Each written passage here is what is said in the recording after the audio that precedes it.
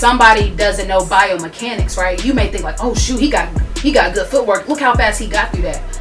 I'm looking at something totally different, right? I'm looking at your ground reaction, your push off, like how your hips are moving. If you're ripping your arms, you know what I'm saying? If too much weight is being distributed to the right, that's preventing you to go left quick. You know, I'm looking at that little stuff. So when I'm coaching you, I'm giving you that feedback. So you may have to rewire and slow yourself down so you can pay attention to those small details, right? So a lot of times at that level, if no one has broken it down to you like that, it can be frustrating, you know, so you have to humble yourself and be willing to take in feedback and absorb it, you know what I'm saying? This is the journey. This is your moment. It's about time for us to get right. Mentally, physically, emotionally, spiritually. Welcome to the cave, the Mancave, where we parlay, better on self. You're invited to the private conversations that happen inside while they outside sleepwalking. This is the apprenticeship. All of our guests on the show are here to share their journeys to becoming a master. So humble yourself and tap in. Come parlay in the man cave. We are back. Testing.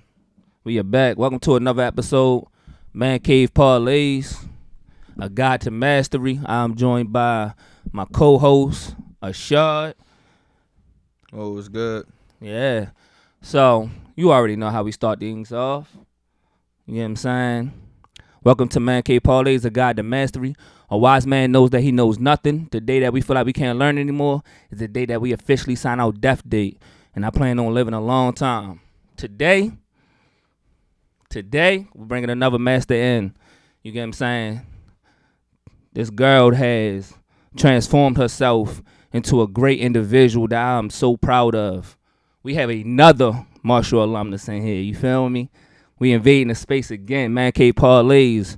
She started Shift Performance, you know, based out of Dallas, Texas. We try to correlate what we doing with sports into real life. You get what I'm saying? Tapping into the mentals. We want to go hard every day. We need to learn what we need to fix. We need to be better than the day before. We need flexibility. We need to be mobile. We need to study the competition, study the field. We need to work on our mechanics.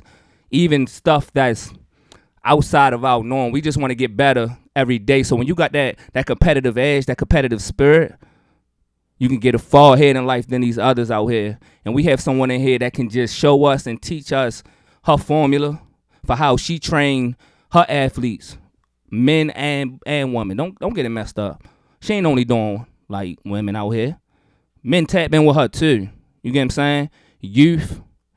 You get what I'm saying? Middle school, grade school, all the way up to the collegiate level, to the pros, training dudes like Derrick Henry and NFL running backs like that. So we're going to tap in with her. Her name is Shaitece Trigg, and we're going to welcome her into the cave. What's up, Tees? What's good with y'all? What's going on? No, we good. Just let people know who you are, how you got started in your journey, and you know, what's your motivation for just what set you on this path that you currently on and starting Shift Performance? Right, so I'm going to take y'all through the journey step by step. So I'm originally from West Virginia. As he said before, I went to Marshall University. While I was at Big Herd, the Thunder and Herd. Yes, sir. So my freshman year, I was a walk-on. So played D1 volleyball for 1 year. Then after that, I decided to part ways due to, you know, unexpected circumstances.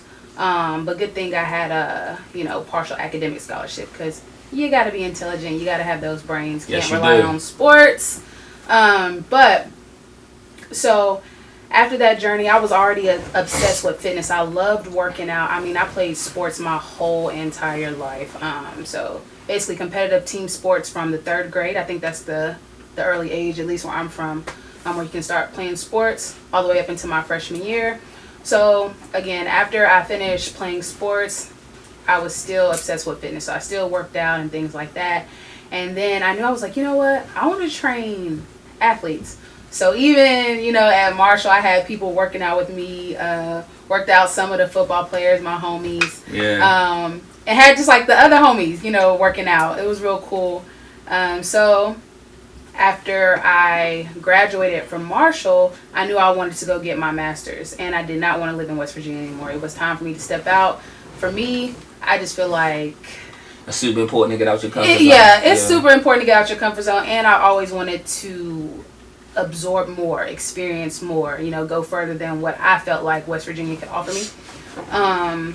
So I went to graduate school to get my master's at Barry University, which is in Miami Shores, Florida. And I got my master's degree in movement science with a special concentration in sport and performance psychology. So I am a sport and mental performance specialist. So that's where you see both of those combined. So I actually am doing what I went to school for. But all in all, you can always connect the dots when you look back. I didn't know you went to grad school. Yeah. I did not know that. Swear to goodness. No, I swear. What do you think I was in Miami doing? I did not know.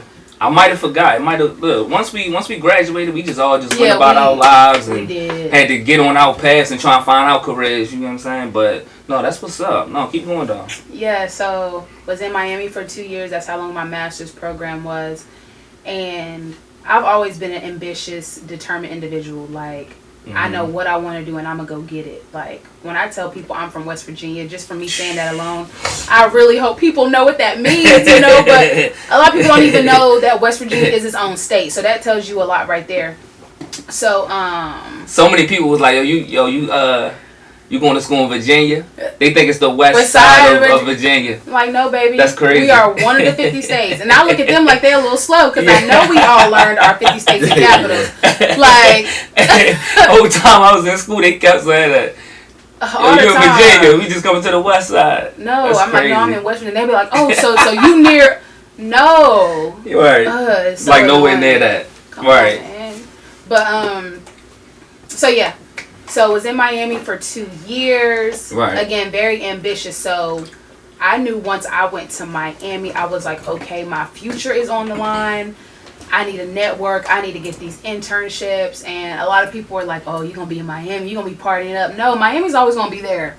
Okay? Like, I got to get they projecting what they will be doing. Exactly. Like, we are two different people. So literally, first semester, boom, 2 internships. One was a fitness internship, and then the other was a sports physiology and sports psychology internship. It was dope. I was around a lot of athletes. That's where I got to train my very first WNBA player, and then got to shadow other great sport performance specialists. And then another big name that I got to train at my internship was Luis Ortiz. Drop them names. So he was a heavyweight boxer, and he fought against Wilder.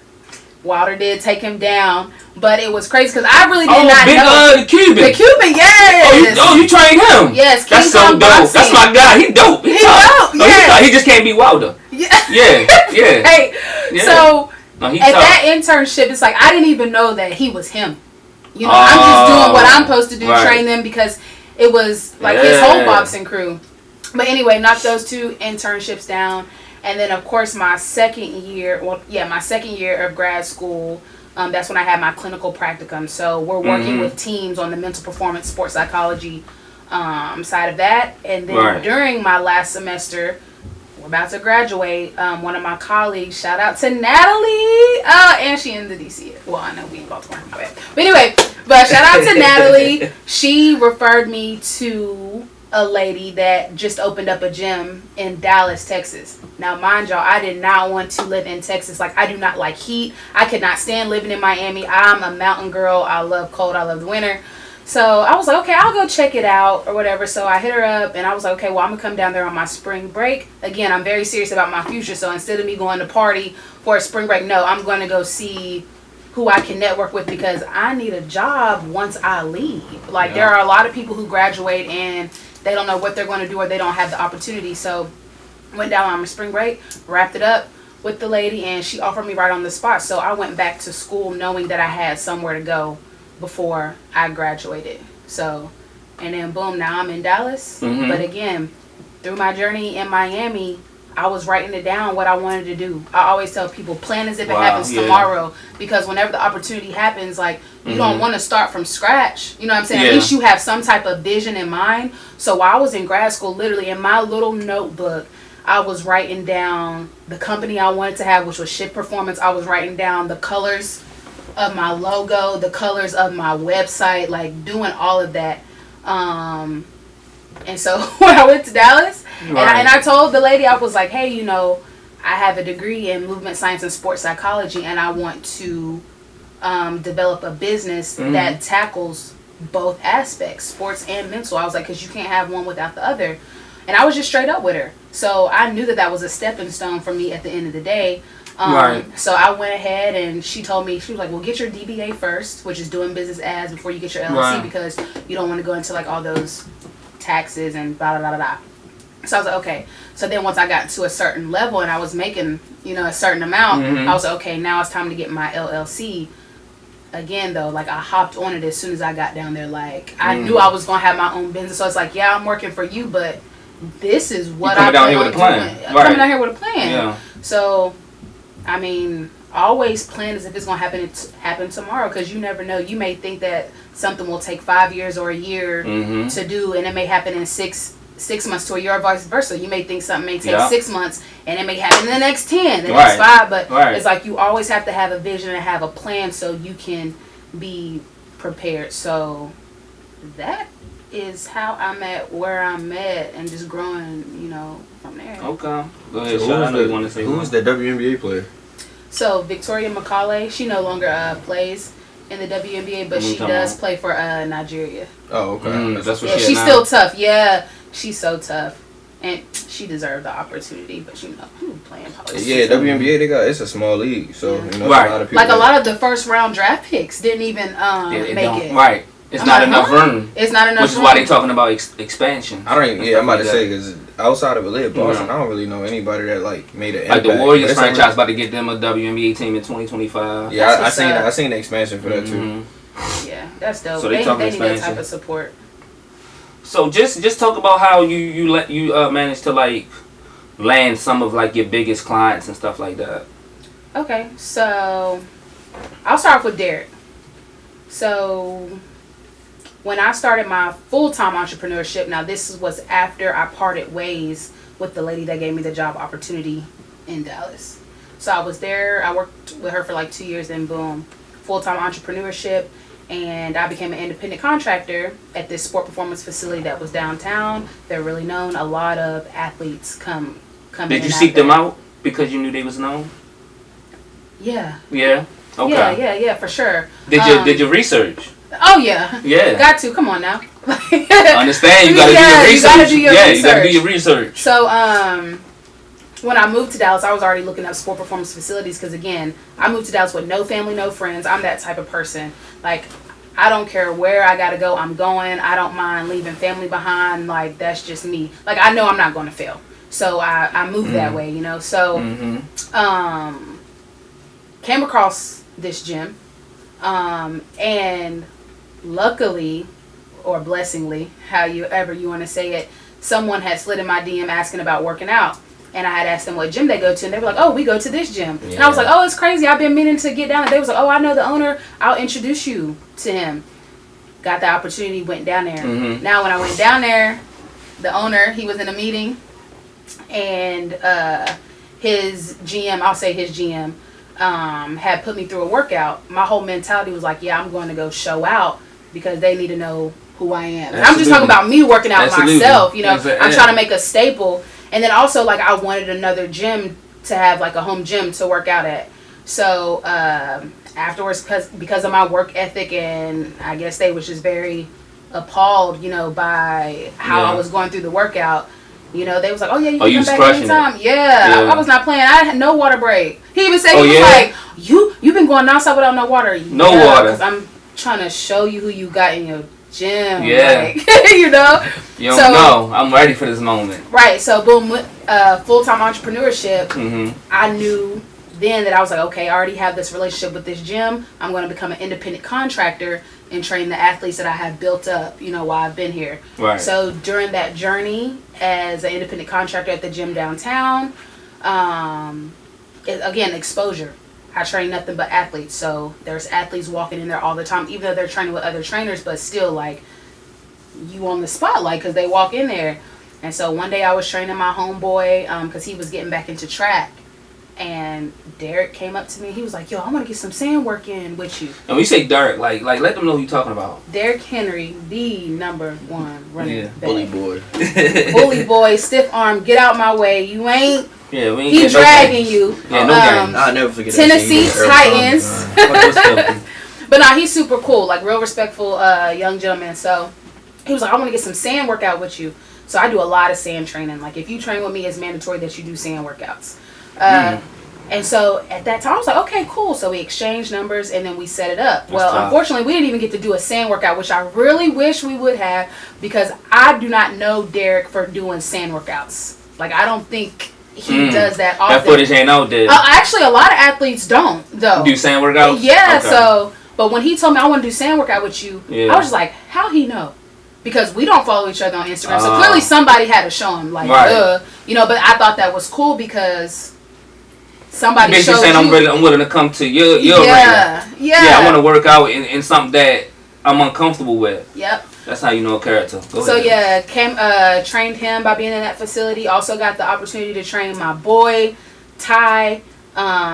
He's a running back / wide receiver for the Pats. Yeah, Ty Montgomery. He did play for the Saints last season, so y'all may know him, from He had a stint with the Ravens too, I believe. With the who? I think he had a stint with us too.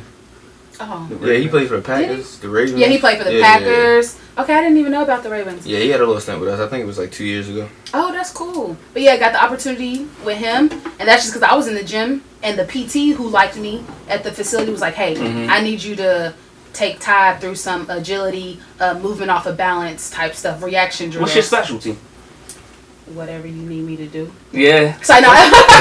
hold on. Question though. So you take even people that's like I know people work out even if they don't play sports, but even for the people that don't play sports, you still take them through sand workouts too? Oh yeah. If you general population, I will. But and I have a lot of videos of my general population because it's just a good foundation. Like it's stability, it's balance, it's body control, it's body engagement. How to use your body against resistance, how to move through resistance, right, or how to flow with it. So it's just a good foundation for anything that you can do on solid ground. Gotcha. I tell people all the time, if you can move this way in sand, if you can control your body in sand, when you on a sturdy surface, like, you're gonna be unstoppable. But just being in that gym, I got Ty, and that's through the PT. Shout out Luke Milley. Yeah. I F with Luke. Luke was my guy.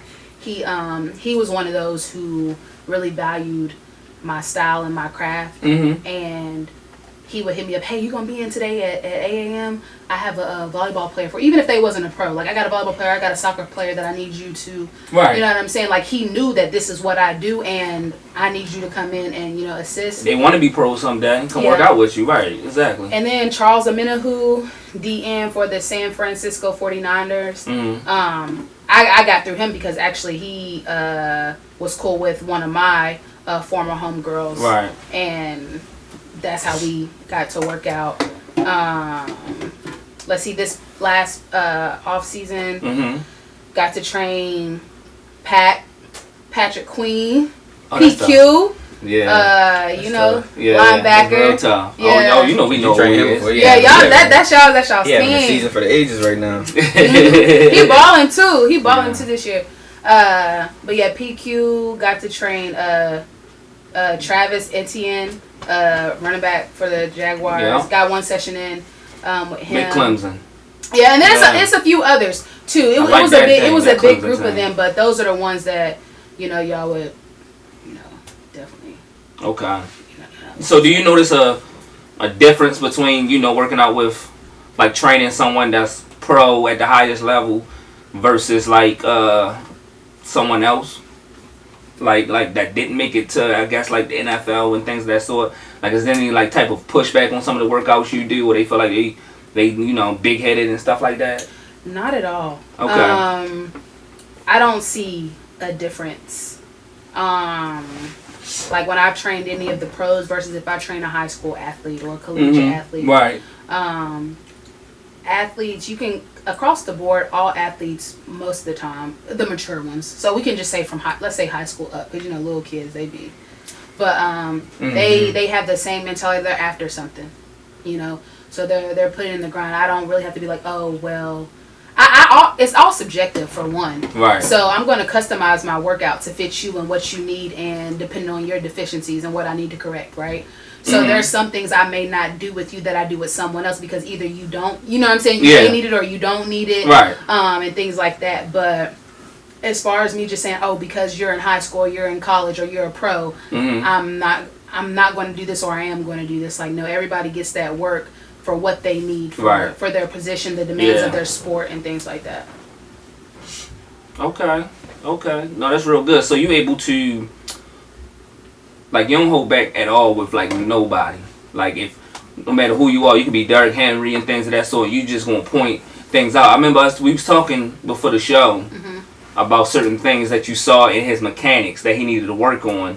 Or you would see him getting flustered and you would have to, like, calm him down and things like that. And we were talking about how he probably has people on his payroll who are his designated trainers who he probably felt in that time like, why aren't they working on this with me? Why they not letting me know about these deficiencies that I might have, and I can add this onto my game and be even better and be more dynamic the next season to come. And that could also be like, when you hit a certain level, you also get yes men. Oh yeah, you do get yes men, for sure. And sometimes, and I'm not saying this is specific with Derrick, but just from what I know, like, when you hit a certain level, you get yes men, and then sometimes you running the show. And it's like, as a trainer, like, whoa, you got to understand that as a trainer, my name is on this. Like, my objective is to develop you, so it doesn't matter who you are. You know what I'm saying? So I know for me, personally, when I train Derrick or any of the NFL athletes, I've never got any pushback or them bringing their ego into the gym, or because I'm a woman, like they don't listen, or, you know, things like that. Like, I've never got that, and it could be because, well, I'm not even gonna say it could be, but my demeanor, and then I really know what I'm doing. Like, you know what I'm saying? I know what I'm talking about, I know what I'm doing. One. So, yeah, like, I think you were saying, what was your question though?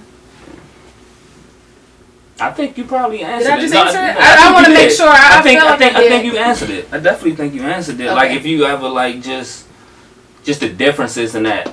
And I think it's more so just people want to keep their jobs. You get what I'm saying? Listen, if you get the opportunity, look, it's not that you just have to do the most. First of all, don't do the most and look crazy. But just when you get that opportunity, show up. But the thing is, like, I've always showed up regardless of who you are, right? So when I trained Derrick, I knew what I wanted to do with him. And at the same time, though, I'm like, oh, just because I'm training Derrick Henry doesn't mean that I'm about to go crazy and do some complex stuff. Like, no. Like, I'm a sport performance specialist. I'm going to go crazy on him. Like, yes, I have to play with, Yeah, like, no. Like, nobody ain't got time with that. Like, you could hurt somebody with that mentality coming in. So when we started, he worth a couple mil. Yeah. Right. a few, a lot, you know. So training him, you know, we did the warm up, and then, you know, I had him hit 90s, which is, you know, hip mobility. And I said, whoa. I'm like, all right. Yeah, you know, you got to break down your so terminology for us. Okay. Yeah. So it's just hip mobility, right? So you're sitting in the floor and your legs. Okay. In a 90 degree. And it's hip flips. I just call it simplified, just hip flips. Right. So I was like, okay, his hips, you know, it looked tight. And then I was thinking, I'm like, now how where it should be at. How are you? And this is the thing, right? You can have mobility, stability deficiencies and still be a dog, like still be athletic. Come on, like, you know, like even I have a lot of deficiencies, but that doesn't mean that I'm not going to be great at something. Yeah. But if I was to fix those and focus on those, I would be greater. You know, like certain mechanics. So that was your criticism of him. And then it was the criticism too of the trainers, because why in the world is this going into your, I think maybe 5th or 6th season? See, you trying to take jobs. No, I'm being honest. I'm transparent. Like, why is you can't do a 90 hip flip, and you the number one? And think about the position too. You're a running back. Hips are everything. You cutting, you get on jump cuts, all of that stuff. But y'all said it, straight power back. Like, you get to it, acceleration. Your hips gotta be, you know, mobile. So once we went through that, I was like, okay, I see where I'm gonna have to, you know, go and then build up and do the agility. And what was his? How receptive was he? You say he was a cool dude. He was real humble about everything. But like when you had these like critiques of him, what was he kind of getting flustered about? Like what was he getting upset about? This is why this was my favorite session, right? Because you can just tell like when Derrick works, he works. This is my experience. I don't know how he is with other people. Again, he didn't bring his ego in. I feel like he valued me and respected me from the jump for him to even approach me himself, right? I didn't have to, hey, Derrick, can I get a session? It wasn't that. So he was very receptive of everything. And so it was one point we was doing footwork and agility, right? Now, again, if you know Derrick's running style, Derrick is not a very shifty 2-3 cut type of dude. Like, he hits the hole and he accelerate and he gone. You know what I'm saying? If you get in his way, he gonna stiff arm you and keep going. He's not one of those shifty, you get what I'm saying, shifty running back. So I was like, okay, we're gonna work on a little bit, being shifty, work on his agility, his footwork and stuff. Because at the end of the day, even though he's the number one running back doing what he's doing, why not be a little versatile? That way when you do come against those instances in the game, you can cut, you can make 2 or 3 cuts if you need to smoothly. Not saying that he can't, but still, like, just build up on it, strengthen that. So that's what he was getting flustered with. So it would be times he would knock over the hurdles or like the cones and he would stop and want to start over. That is one of my number one pet peeves. Because I'm like, finish the drill. Because realistically in a game, if you mess up, if you get touched, you cannot stop and start over. So let's make it all translate. Absolutely. Sure. So I told him, I said, Derrick, I said, keep going, like finish the drill. So then, he messed up and he stopped again. I said, Derrick, I said, if you don't finish my drill and you stop again, I said, you owe me 20 push-ups. So, boom, he did it again. I said, yep, go ahead and drop. Gave me 20 push-ups. No ifs, ands, or buts about it. Yeah. Next time, he did it again in the session. I didn't even have to say nothing. He just dropped himself. Like, he dropped himself. And I got the videos and everything. And my homegirl was there. Derrick Henry. Yeah, again, my name is on this. I'm trying to make you better. Like, that's just how I see it. That's why you're great at what you do. I appreciate it. Yeah. And so, he would get upset. I mean, there's times he walked out the gym and like came back around because we was in the back, right? And so it has a back and a front. So he would walk through the threshold and then come back around. There's times where he wanted to like punch the wall or whatever because, I mean, his footwork, his shiftiness, and sometimes it don't click like that. And I'll be honest, I can be complex, Okay. Or sometimes it could be a simple drill to me, but what I'm looking for and I want you to pay attention to, you may not have ever registered that. So if somebody doesn't know biomechanics, right, you may think like, oh shoot, he got good footwork. Look how fast he got through that. I'm looking at something totally different, right? I'm looking at your ground reaction, your push off, like how your hips are moving. If you're ripping your arms, you know what I'm saying? If too much weight is being distributed to the right, that's preventing you to go left quick. I'm looking at that little stuff. So when I'm coaching you, I'm giving you that feedback. So you may have to rewire and slow yourself down so you can pay attention to those small details, right? So a lot of times at that level, if no one has broken it down to you like that, it can be frustrating, So you have to humble yourself and be willing to take in feedback and absorb it, you know what I'm saying? In your studies, how often have you found where, like, no matter how physically superior one can be, mental can always prevent them from reaching like that like full level of physicality? Like, for example, like when I watch Kyrie play basketball, like how he dribble, I feel like his body has to connect with his mind and be like, I'm going here, I'm doing this, and I'm trying to execute this. I'm like, in my mind, when I see like a Cooper Cup run through drills and run routes, I'm thinking to myself, like, he got to know what he's doing before he do it in order for it to display the way that it do. So it's like, even with like somebody like Derrick Henry, when he doing what he doing, it's like somebody is he one of them people that you see him. It's like, I never seen nobody built like this that run like this before. But it's like, how often have you seen where mental can prevent somebody from reaching that level? Every session I've done at some point. So we could stick with the Derrick Henry topic. That's why he was getting flustered. To be honest, because like when. Like it could be a little new to him, and I'm not going to say new as that he never done before. Come on, he done footwork and agility before, right? But the mental gets in the way sometimes when you got to learn how to leverage controlled processing versus automatic processing, right? So break it down for us. I'm about to. Break it down. So control processing, and I'm gonna keep it all surface level because that's the type of person like. Yeah, please. Yeah. So control processing.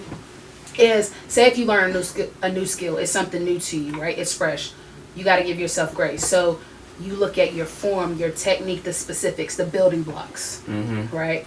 And so you have a huge emphasis on processing it step by step, piece by piece, block by block, right? To get the form. Like, for instance, basketball. If y'all play, it's a thing called technique shooting, right? So you stand real close, you know, you got your one arm, you know what I'm saying? And then you put your follow through hand, so you're paying attention to how the ball rolls off your fingers and things like that, making sure that you're following through at the end, flipping your wrist and things like that. So that's controlled processing. Automatic is when you're already skilled at that level, and it should be fluid. There's not a lot of controlled processing or thinking that you have to do, right? So we can think about automatic process. Think of a gymnast when they're tumbling. When they're in the air doing all those flips, you do not have time to have controlled processing. By that time, the movement is too fast, it's automatic, right? So you're flowing with it. Now, if you're trying to flow, if a skill or a play or whatever calls for automatic processing, usually this is competition, it's time to flow, and you get nervous and then you start having controlled processing, that's when your movements become impaired. That's where you may see hesitation, right? You might start overthinking, and this is stuff that you could probably do in your sleep. And when it's supposed to flow, because of the nerves or whatever you thinking about the crowd, thinking about the coach, thinking about if you're going to mess up whatever that is, now you're overthinking something that's super fundamental and basic that you've done over and over again, and now boom, your mechanics have become impaired. So due to the mental. So and that's just one part, right? Like a lot of athletes go through performance or sports anxiety, or they have confidence issues or coach player to player issues that can get in the way, right? And then sometimes the outside factors. Like I know with pros, I mean, you got the pressure of the media, who gonna say what, you got your contracts, maybe being waived, jumping from team to team. Sport injury is really big, right? So returning to sport, a lot of people, they lose confidence or they're scared to play. Your doctor tell you 100%, your knee is 100%, but you playing like you 50%, which means if you keep playing like you 50%, what's gonna happen? Re-injury. You get what I'm saying? So as far as the mental piece, no matter how good you are physically, no matter how skilled you are, your mentality can block you or impair you from playing at a functional high level. And that's what I'm about, is being functional, which is being well suited to carry out a task or to serve a purpose. And once you become dysfunctional, you can't carry out that task. No, you can't fluidly, at all. You know? No, absolutely. You're right. Did I answer your question? Sure. Yeah, for sure. Because I was about to say, like, it's one more thing that I did. This probably be off the regular, off topic, but turf versus grass. Why do so many people tear meniscus, Achilles, and ACLs on turf rather than grass? Well, for me, from my personal experience, and you got to think about cleats too, right? So you got to think about cleats. Yeah. When you're in the grass, that grounding, that soil, it's easy to stick. It's easy to plant. You know, turf, I would say for layman terms, it's a little bit like smooth. Like, you know, it's slippery. Like, you're not getting you know what I'm saying? Okay. Those cleats aren't penetrating the soil, sticking. Gotcha. You know? So I think it's easier to tear and to slip on turf than it would be grass. Okay, let's think about this. So I work out in my socks a lot, or bare feet.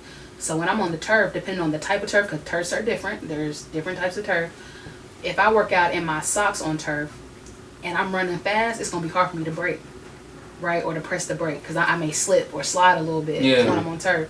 When I'm in the grass, though, and if I have on socks and I try to brake, that joint is easy, right? Because my toes going to go in the ground. Like, you know, I got that soil to, like, grip me. Like, you know, I got more grounding with grass, if that makes sense. That makes sense. I just was thinking to myself, like, there's so many injuries that happen on turf, and I'll be like, why don't they change that? But I wish they would. It's a maintenance type of thing, you know. Like, why they don't change the turf up? Anything that costs you more money versus making more money, I guess is. And that could be a mental factor. It gotta be like look. I think it's more so just the aesthetics. It just looks better. Yeah, like who cares, man? Like, I think that's exactly what it is. Cause you can change the color and all that type of stuff with it. Yeah, but like my thing is with the NFL, everything is like about being profitable when it comes to certain things. No, exactly. We want to see the best go against the best. So, you know, you got one of the best players in the league turn their ACL, whatever the case may be, and then they not available They're for digging a into the game. pockets, right? I mean, essentially, it's going to take money away. Yeah. Because people not going to want to see a primetime game full of backup players. You know how it goes. No, yeah, absolutely. But, yeah. And also, like, grass, too, it's going to take a lot of, like, maintenance on grass. Yeah, I figured that. Because once you start digging holes in the ground, right, you yeah. you're going to have to till that, even it out, because it got to be flat.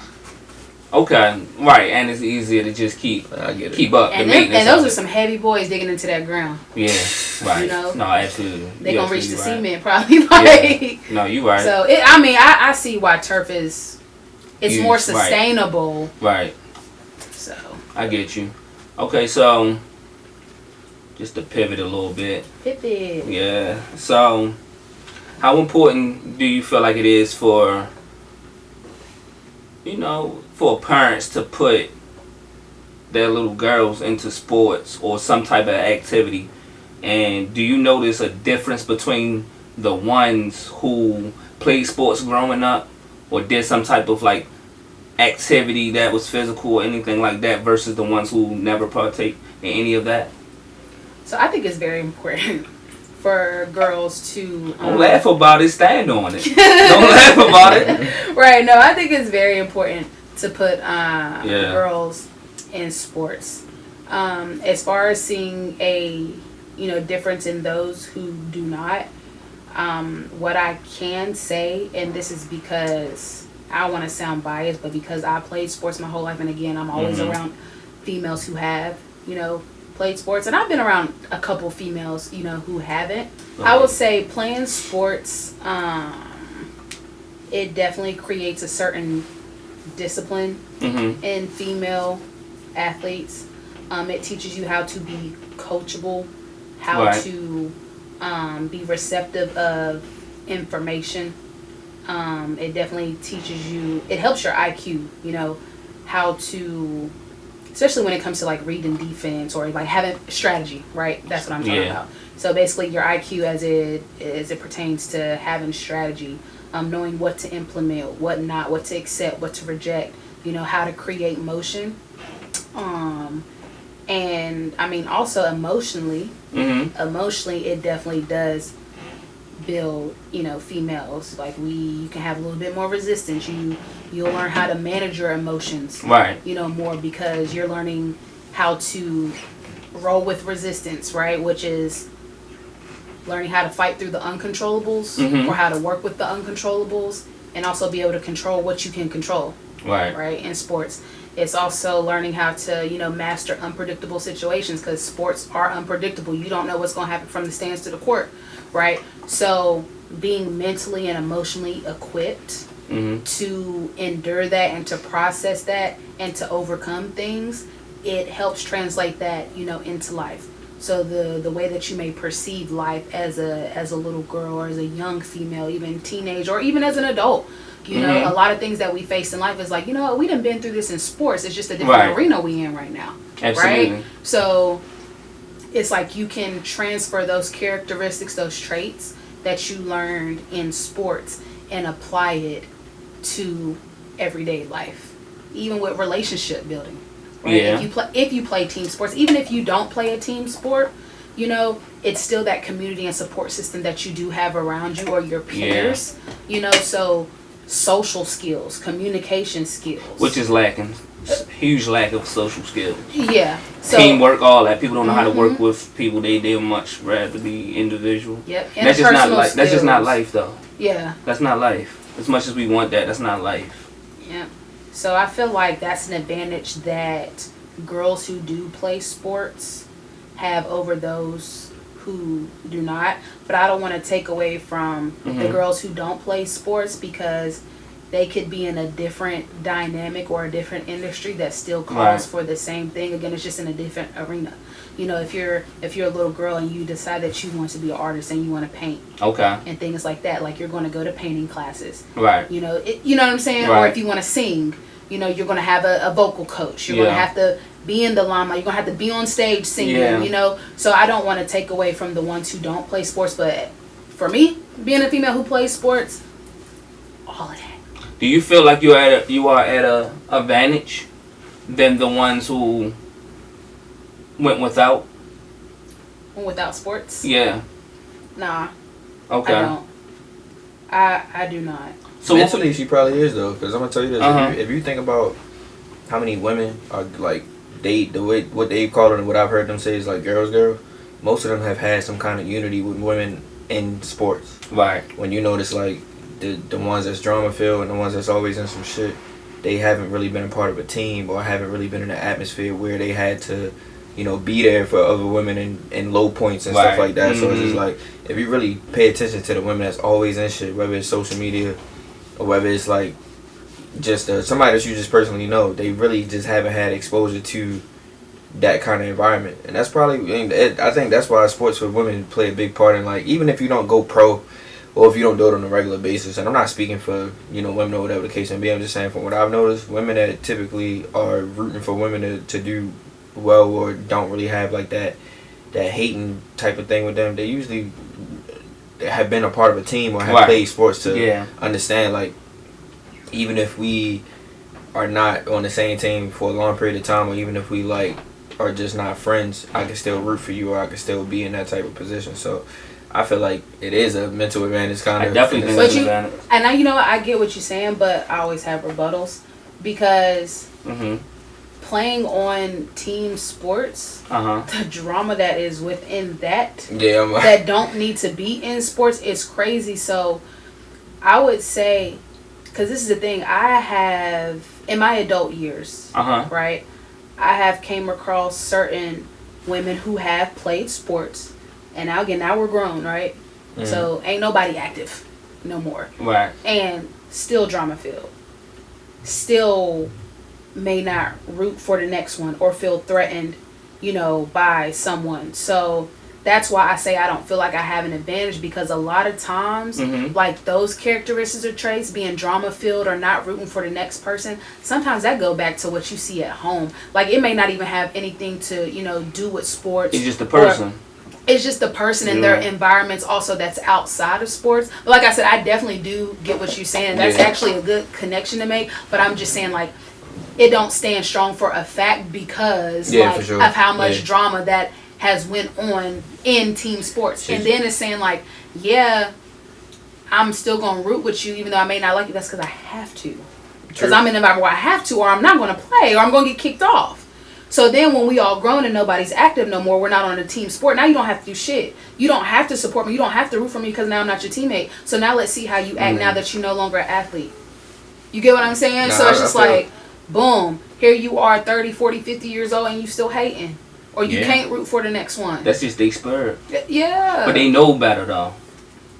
Because they were a part of something that was a collaborative effort. Mm-hmm. But I get you. I mean, nothing in that sense is definite. It comes down to the person. But I guess it just puts you at an advantage just mentally. Because, because you know better. Yeah. And you've been through it before. Mm-hmm. So if someone check you, they can be like, oh, you know this is wrong. You know what I'm saying? So, yeah, I definitely... Because it's experience, again. Like, it's the experiences it's an experience that you have, Right. And if you want to apply that, though, that's really what it is. So that's interesting. So that just leads me to something else, which, though, it's just like, from you just being in your field and stuff like that. So, men, we get crucified when we say these things, though. Whether it be in person or online. You get what I'm saying? Like, look, don't look. Let me get the mic. Look, I see you. No, my mic is falling. This is not about to be none of that. It ain't no, my mic is falling. I'm just trying to. So it's like we notice how, like Shaad was talking about, like how nasty y'all can be towards each other, or how women don't be really all the way trying to support women, or we see even in friend groups. I just have conversations on a daily basis of how. My homies here today, right now, like Shaad, for instance, like over decades long friendships. You get what I'm saying? Like elementary school, pre-K with him, like, and then I meet a lot of women, and it's like it's not like that at all. Like falling out, oh no, yeah, I don't mess with that B and all this other. I think It'd be crazy. I think the real thing is like it's hard for them to really keep a strong core together for that long. A lot of it just be unprovoked. And it's like, that's my thing. It'd be about nothing. I can see if somebody like triggered you in a sense or whatever the case may be. Some interactions will make you like react and say certain things. Right. But a lot of the things that I've seen and heard just was like, for what? Like unprovoked. Yeah. Person probably wasn't bothering nobody. You know, it was just like, I don't know. I'd be it like, kind of self-esteem. I look at people, I'm like, you rude as shit. Yeah, right. For no reason. No, I cannot. Listen, Everybody I cannot stand asshole, females like, who have an attitude and just for what? Like, what does that do for you? Like, that's what I want to ask. Like, what does that do for you? But yet, it's crazy because when I can really like look at it, and there's a few though that still got they homies, they day ones, you know, from elementary. Mm-hmm. I know for me, my closest circle, I have 3 of them that I grew up with from West Virginia, and 2 I met them at Marshall. So as far as my friend group, we've been rocking out. Yeah. You know? But your spirit is not like a lot of females I came across, you know? Like, you, it just seems, even from this interaction, all you did was just mature and get older. Mm-hmm. But since I met you, you always, like, you was unproblematic. You stayed on your path. You working out. You always, you know, you had smiles on your face and stuff like that. Like, you was cool. Mm-hmm. It was nothing to ever be around you. You weren't draining to be around. So I could definitely see. I think women like you could easily get annoyed being around a whole bunch of that female energy. I definitely see that. Listen. I see that. I be with the fellas. You give me that. That's what you. That's the vibe, the energy you always gave me. That could get draining and annoying. And I get annoyed very easily. Right. But yeah, I was always with the guys again, getting into sports. Right. Just having the homeboys, and I grew up like I was tomboyish. Not like on a level 10 on a scale of 1 to 10, but I was about a 7, you know what I'm saying? Yeah. But just being around my uncles, my boy cousins, and things like that. Okay, so it stemmed from the family. Yeah, and then just growing up, I'm all, like, look at me right now, like the only girl, like, you know, even though this is y'all's crew, so it's like whatever girl you invite over here. Right. Yeah. Right. But it's crazy though, because when I was in Dallas and I moved there with no family and no friends, again, mostly everybody that's in the industry that I knew were guys, right? Especially in the sports industry. There's not a lot of females that's in the sport industry. Right. So when I'm growing into womanhood, I realized, like, okay, I need to get some more women and, like, sisterhood in my life. But there was a certain caliber of woman that I wanted to be around. You do need to have some of that divine feminine. No, for sure. No, and I know, and I wanted that for myself. And so I went after that. You know what I'm saying? There's a couple people that I confided in and things like that. Like, you sought it out. Yeah, because I was like, I need this. And, like, those women, they cool. That's important. You need a balance. Yeah. You need a balance. Definitely do. You aren't supposed to get 100% of anything. You know what I'm saying? Like, yeah, you definitely need a balance. That's what life is all about. Okay, so since we on this subject, you playing sports and things like that all the way up into the collegiate level, did you notice any, like, differences or favoritism or discriminations from the female perspective? Like, you remember years ago when they was showing the NCAA tournament and the girls was on, like, they was on Instagram Live just showing their workout. Yeah, like their equipment and the rooms and what they're eating, opposed to what the guys is over there getting and stuff like that. Like, what are some of your thoughts on that, and what are some of your experiences, if you have any, with that? I don't think I've had any experiences, at least that I was aware of. You know, but my thoughts on that, as far as resources. That is crazy, especially when y'all are sharing in an environment where y'all both are playing it. Like, resources, no, that's crazy. Like a workout room. Right. When it comes down to your nutrition and things like that. Like, first of all, these are grown-ass women. Like, grown-ass women who play in the NBA. And I don't even want to go into, like, ticket sales and stuff like that, because that's not what I'm talking about. What I'm talking about just strictly resources, that's providing me workout equipment, recovery equipment. Like, you know what I'm saying? After I get done playing, do I have the same essential pieces, equipment that the fellas have? And it's like, no, I don't. And it's like, why not?